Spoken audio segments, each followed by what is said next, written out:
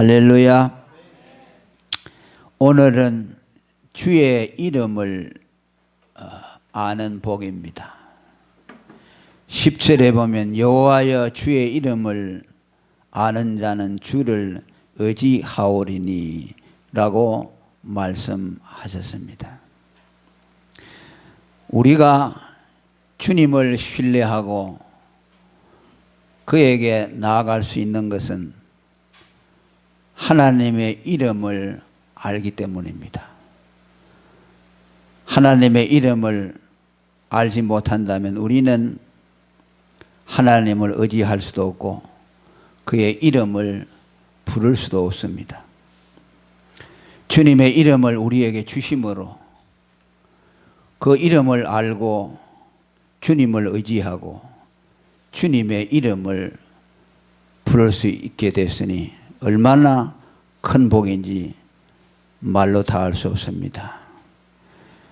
로마서 10장 13절에 누구든지 주의 이름을 부르는 자는 구원을 얻는다고 해사오니 주의 이름을 알기 때문에 그 이름을 믿고 그 이름을 부름으로 우리가 구원을 얻게 되었습니다.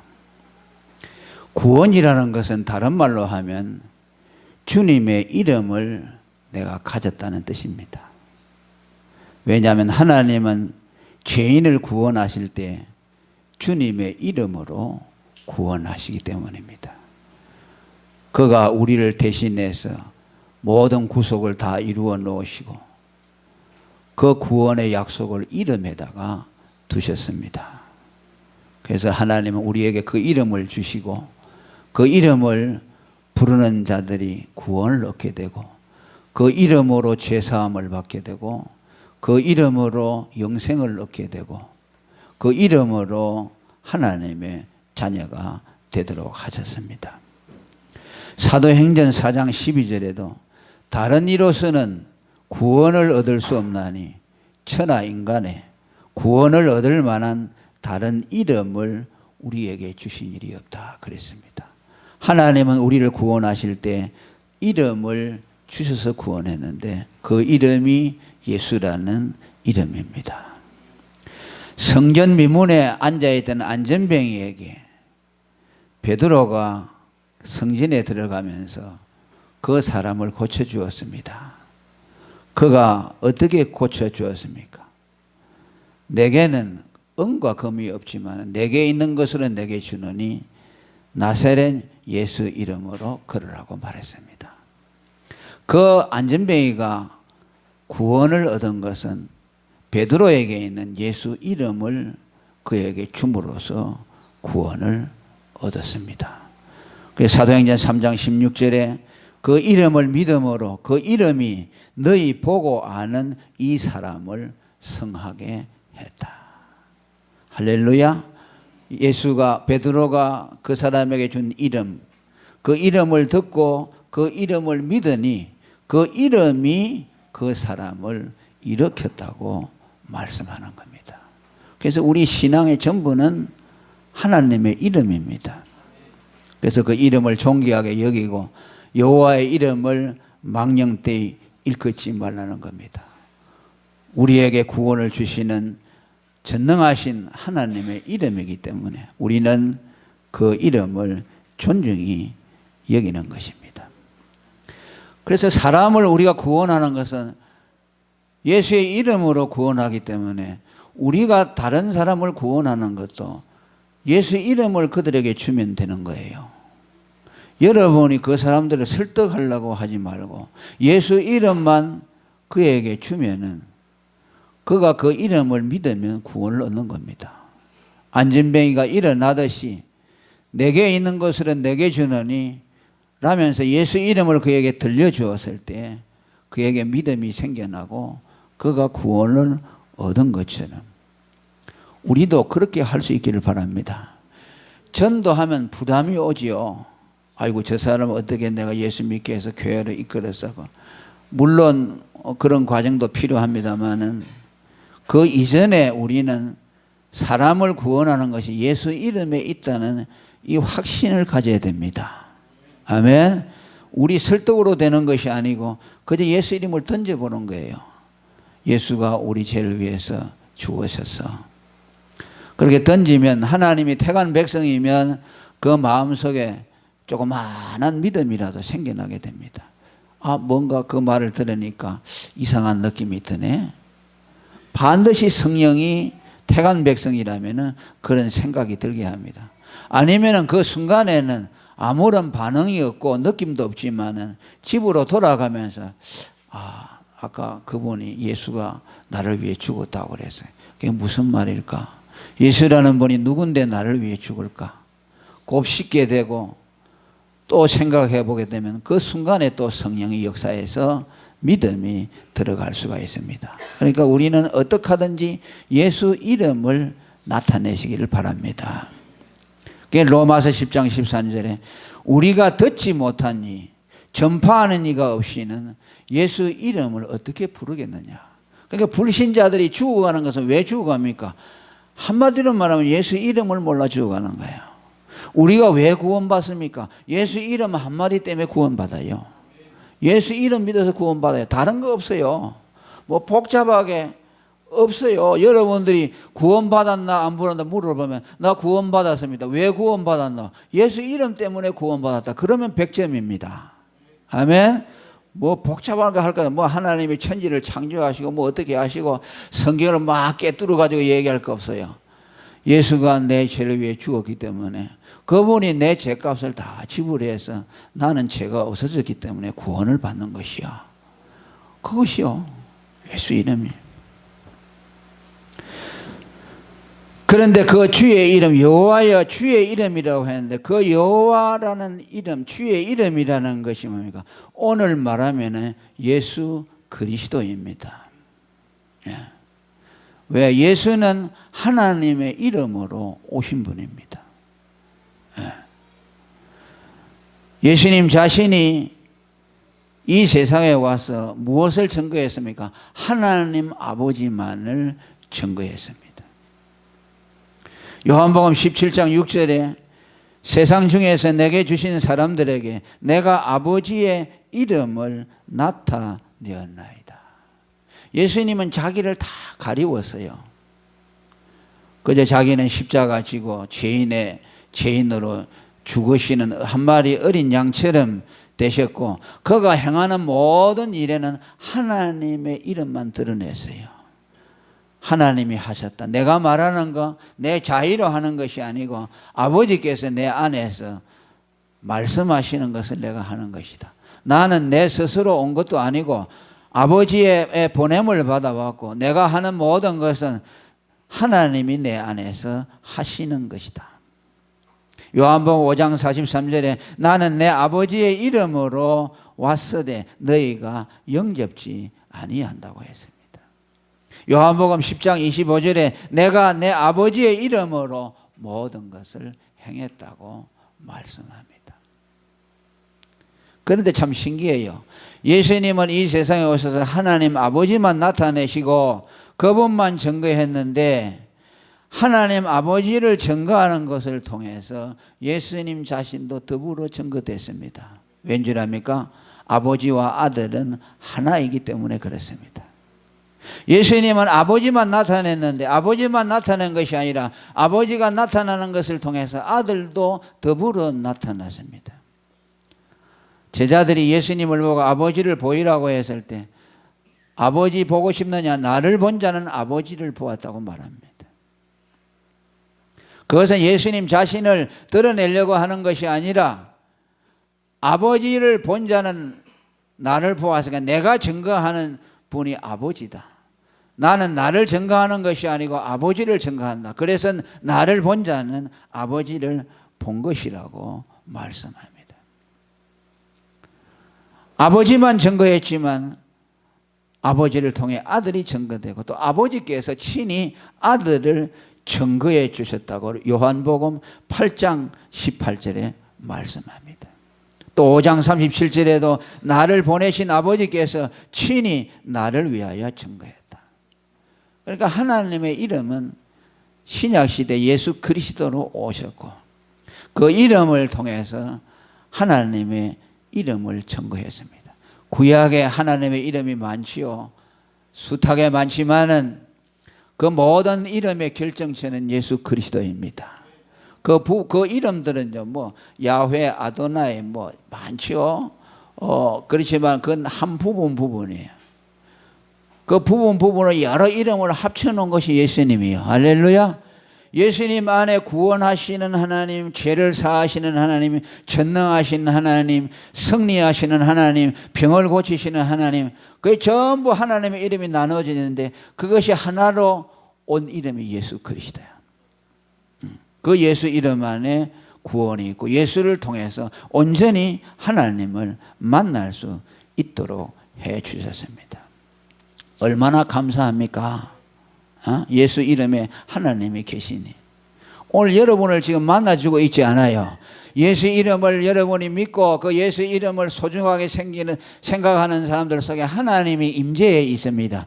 그래서 하나님을 증거해 주시고 하나님이 내가 너와 함께 지금 있다는 것을 친히 우리 거듭난 영혼 속에 지금도 증거해 주고 있습니다.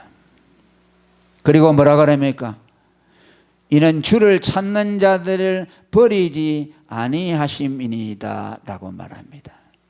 주님의 이름을 우리에게 주심으로 말하면 이름을 가진 자들은, 그래서 이름을 가지고 이름을 찾는 자들을 하나님이 살려주신다고 말씀합니다.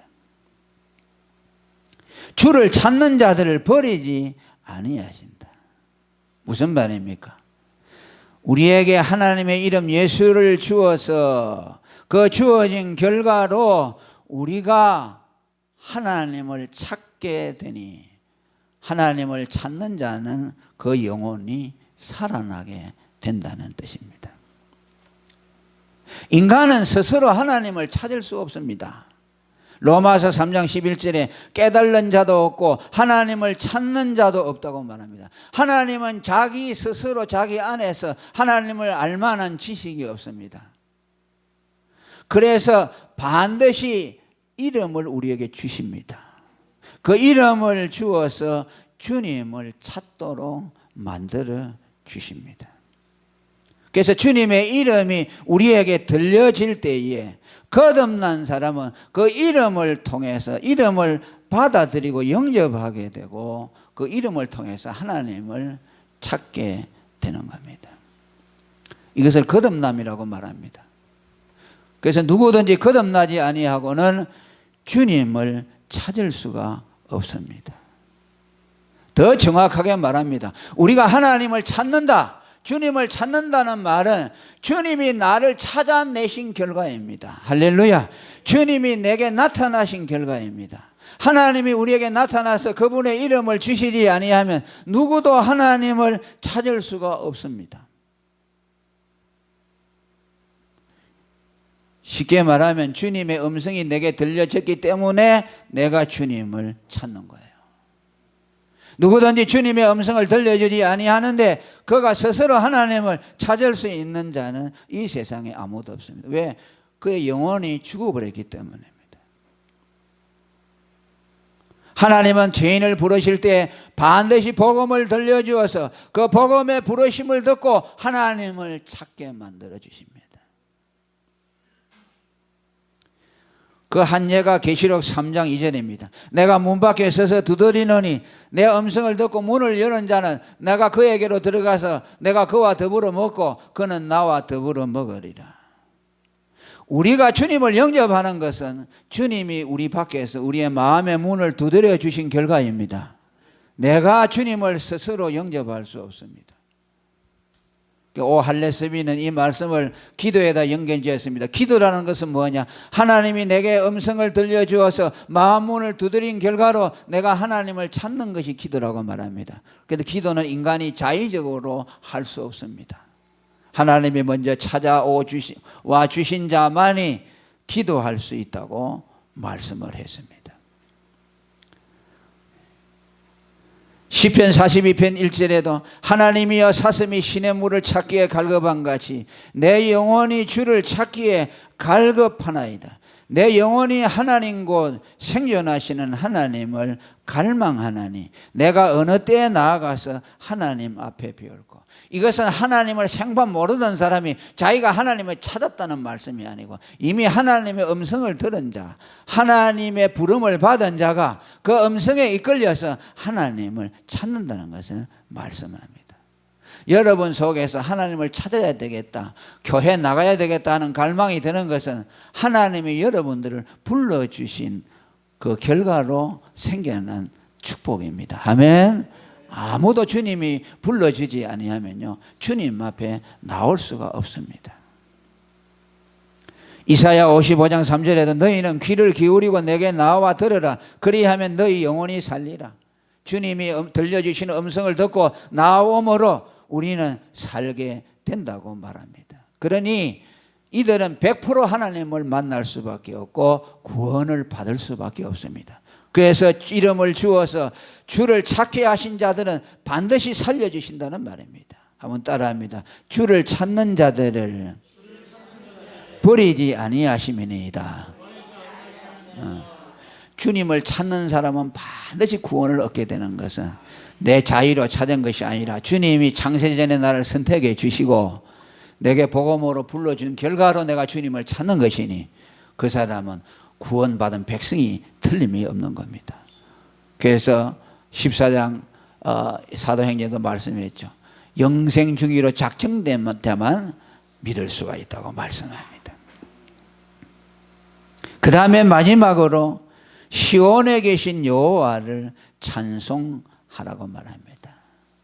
주님의 이름이 어디에서 나옵니까? 시온에서부터 나오고 그분이 우리에게 은혜를 주심으로 우리가 주님을 만납니다. 그래서 시편에 다른 곳에도 그랬죠. 하나님께서 시온에서 복을 명하셨나니 곧 영생이라.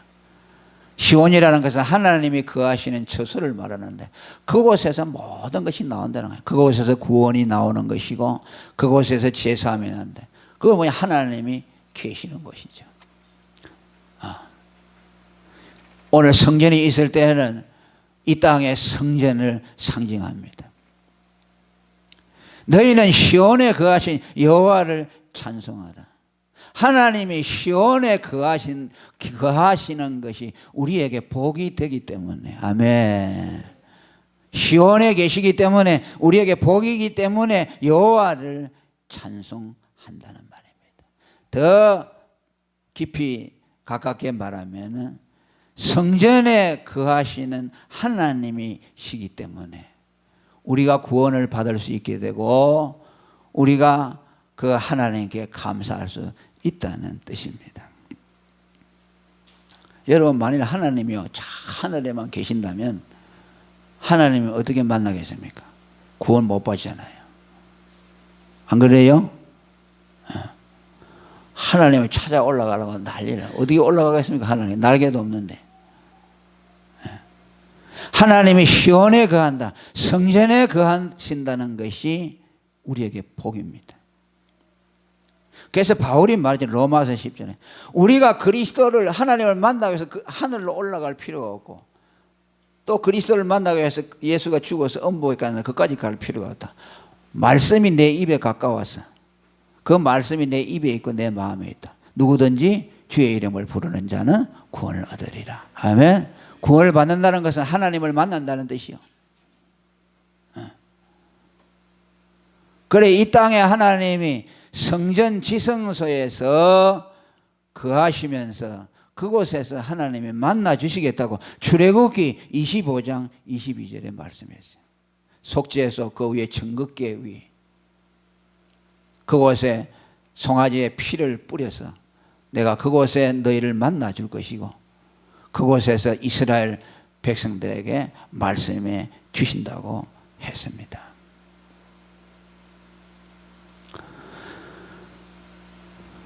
그것은 바로 예수님의 희생으로 흘리신 피가 뿌려진 곳입니다.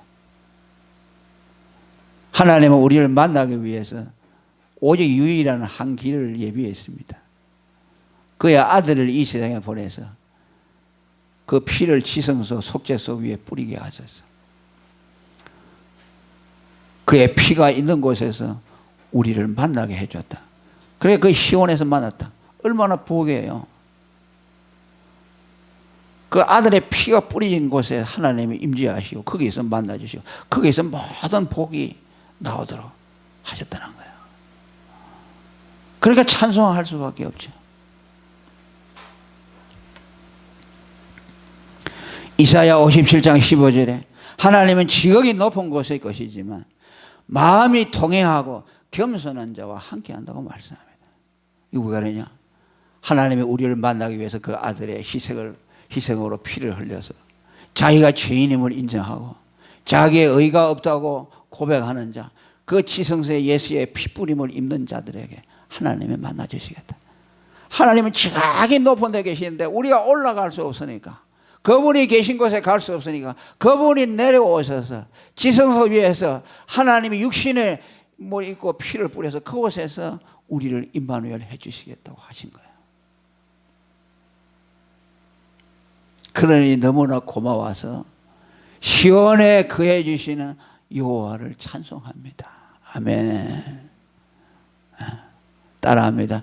시온에 거하신 고마우신 하나님께 찬송을 올립니다.